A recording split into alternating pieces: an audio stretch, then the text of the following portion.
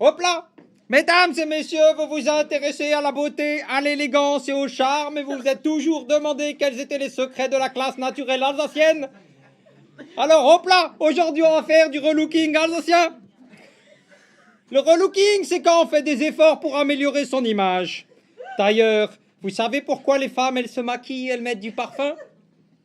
Mais c'est parce qu'elles sont moches et qu'elles puent. Non, je rigole, c'est une blague pour faire rire. Mais on n'est pas là pour rigoler. Alors tout d'abord, pour commencer, et en guise de préambule, pour faire une introduction préliminaire à ce qui vient avant la suite qui arrive après, on va débuter par le début parce que c'est quand même plus pratique. Et le début, c'est d'avoir le teint frais. Comme ça, quand la peau, elle est toute rose, c'est appétissant et ça donne envie de la lécher ou de lui faire des bisous dessus, comme si c'était une tranche de jambon ou une vulve d'enfant.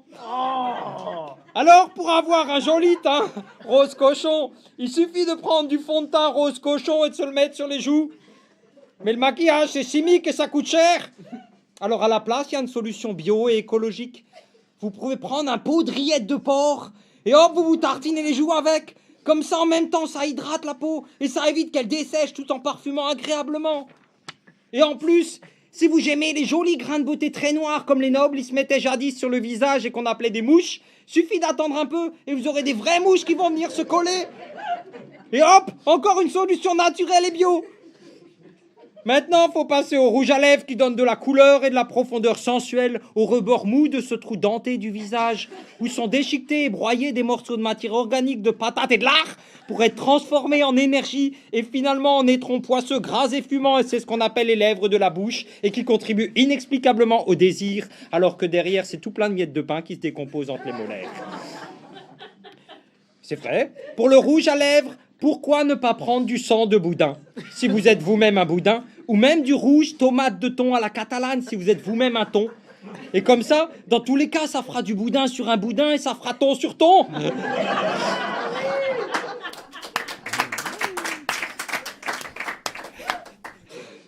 Comme quoi l'harmonie c'est facile quand on a de l'astuce et un sens de l'esthétique.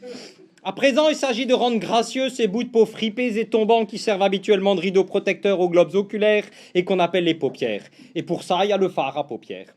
Mais là, il faut faire attention. Le fard à paupières, ça n'a rien à voir avec les fards de voiture, par exemple. Par exemple, tu confonds et que tu mets des fards de voiture à la place de tes paupières et tu as les yeux tombants d'un cocker, bah après tu ressembles au premier modèle de Twingo. Et ton look, il est plus du tout plein de désir. C'est pour ça qu'il ne faut pas confondre. Donc pour le fard à paupières, le mieux c'est de mettre des jolies couleurs qui vont bien avec la bouche. Et là, s'il te reste un peu de boudin, tu peux en mettre autour de ton œil. Et comme ça, tu seras sexy comme une hôtesse de France, d'Air France ménopausée.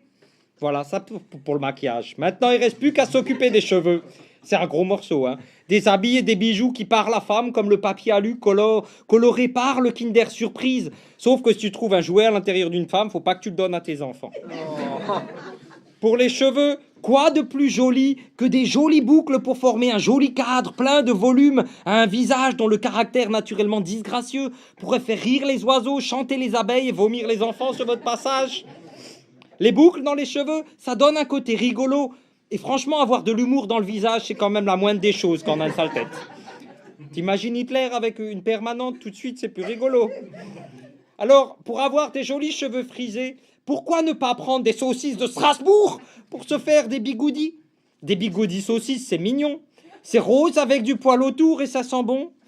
Pas de blague là-dessus. En plus, au contact de la chaleur du crâne, les saucisses, elles vont suer un peu et graisser naturellement le cheveu pour lui donner du brillant et de l'éclat, comme dans les publicités L'Oréal, où les femmes, elles zigzaguent leur tête dans l'air avec leur crinière soyeuse comme un chien s'ébrouant en sortant du ruisseau, avec autant de grâce et de sensualité qu'une grappe de naïade tentatrice et perfide, au sein gonflé de désirs inavouables et qui sont précisément à la recherche de saucisses bigoudis. Hop là, je sens que je m'égare. Alors, maintenant, il faut parler un peu des bijoux fantaisie qui donnent aux femmes le clinquant qu'elles recherchent pour se distinguer de la masse des autres qui font exactement pareil et qui sont mus par un insatiable instinct de reproduction habilement dissimulé sous les dehors socialement acceptables d'une forme intellectualisée du coït bestial qui s'en suivra et que des générations de poètes, d'écrivains et d'idéalistes imbéciles ont appelé amour pour justifier leur attachement puéril à la forme quand ils étaient incapables de pénétrer le fond. Alors, faut des boucles d'oreilles. Et pourquoi ne pas prendre des rognons? C'est léger, coloré, ça parfume. Et en plus, souvent, il y a le nerf qui fait comme une petite ficelle et c'est pratique pour attacher au lobe de l'oreille. Et pour assortir aux boucles d'oreilles en rognon, vous pouvez prendre un chapelet de saucisse pour faire un joli collier. Même que si vous voulez, vous pouvez mettre comme pendentif une patate. C'est joli les patates. Vous pouvez en mettre partout, ça décore. Même moi, j'en mets partout, sur les murs, dans la choucroute, dans la chocolatine le matin, et même dans ta gueule, si t'es pas content. Et voilà, maintenant que vous êtes complètement relooké, il ne vous reste plus qu'à mettre la touche subtile et délicate qui parachèvera votre élégance alsacienne. Et pour ça, il y a le parfum. Moi, je recommande de mettre dans le cou juste 2 doigts de schnapps ou de Gewürztraminer. Ça y est, vous pouvez à présent sortir pour rencontrer l'amour, et si vous ne faites pas dévorer par une meute de chiens alléchés par votre odeur de viande, qui dit que vous ne séduirez pas un beau et robuste Alsacien qui aura mis sa plus belle écharpe en lard fumé véritable? Bon, là on parle d'amour, mais c'est quand même important de penser à vous démaquiller avant de vous coucher. Parce que sinon ça laisse des morceaux de patates dans le lit et après ça gratte. Pour le démaquillage, c'est facile. Vous prenez une assiette et vous vous frottez le visage au-dessus. Puis après, vous prenez une casserole et vous y enlevez vos bijoux en rognons et patates, votre collier et vos bigoudis en saucisse et ça y est, vous avez un bon repas pour le soir. Alors il me reste plus qu'à vous souhaiter un bon appétit si vous aimez l'amour et la viande. Et au plat, je vous dis à bientôt.